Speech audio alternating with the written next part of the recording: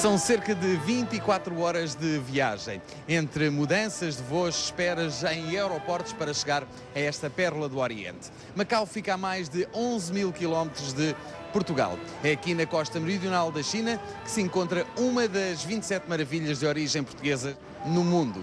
São as célebres ruínas de São Paulo. Vai começar agora o nosso primeiro contacto com Omun, ou seja, Macau.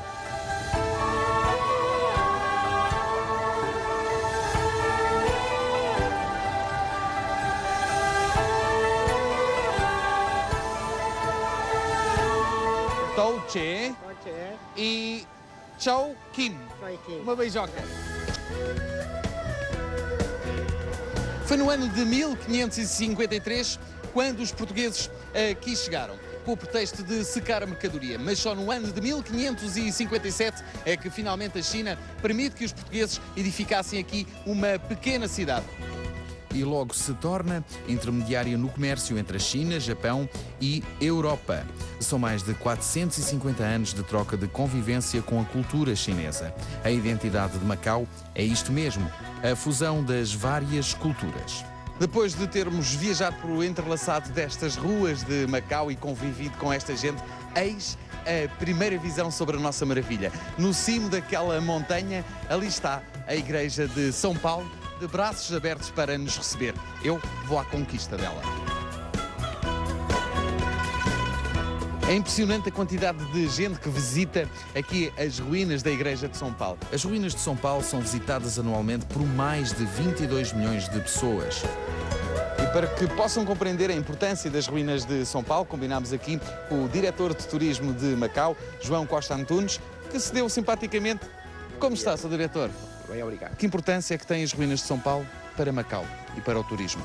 Não só pelo seu passado histórico, mas pela sua imposição no presente como o local mais visitado, com a sua combinação da cultura ocidental e oriental, é bem o marco e o símbolo. Penso que não há nenhum documento, nenhuma imagem de Macau onde, de uma forma implícita, as ruínas de São Paulo não sejam apresentadas. Tai San Papai Fong é, como se diz aqui em Macau, na China, ruínas de São Paulo. Foi projetada por um padre italiano, Carlo de Spínola, que esteve em Macau em 1601 e 1602, a altura em que se inicia a construção deste símbolo macaense. A nossa frontaria, essa, só terminou no ano de 1636. A razão pela qual a Igreja de São Paulo se encontra em ruínas foi consequência de um incêndio em 1835.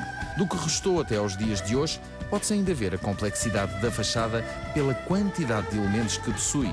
O seu significado representa a apoteose da Igreja Católica e, simultaneamente, um hino à Nossa Senhora. As esculturas de pedra, de médio e baixo relevo, pertencem a artistas chineses, quanto as de vulto a Manuel Bucarro.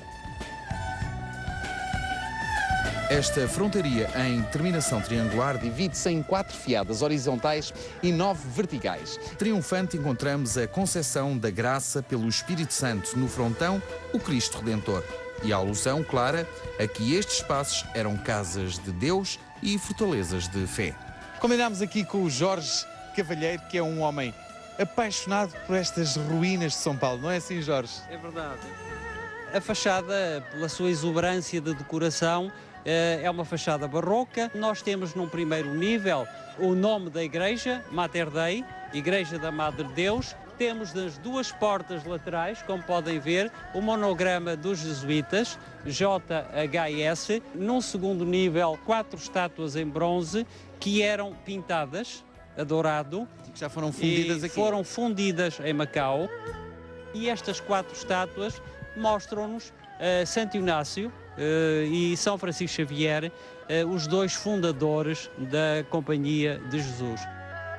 O Colégio da Madre de Deus funcionava como um local de aperfeiçoamento dos jesuítas, que aqui aprendiam japonês, aprendiam chinês, tomavam o primeiro contacto com a cultura oriental e partiam para a aventura da missionação. A Igreja foi, ao longo de todo o século XVII e todo o século XVIII, foi, digamos, o grande baluarte da fé e da ciência e da cultura.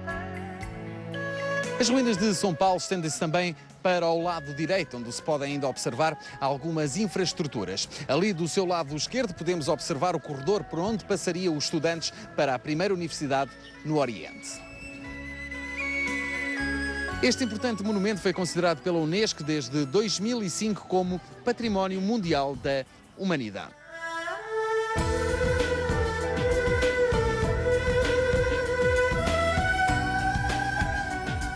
Esta fachada do cimo do monte, que abençoa Macau, cheio de simbolismos do Oriente e Ocidente, representam um povo. Escolher as 7 maravilhas de origem portuguesa no mundo é divulgar e proteger um património que é nosso, mas também de toda a humanidade.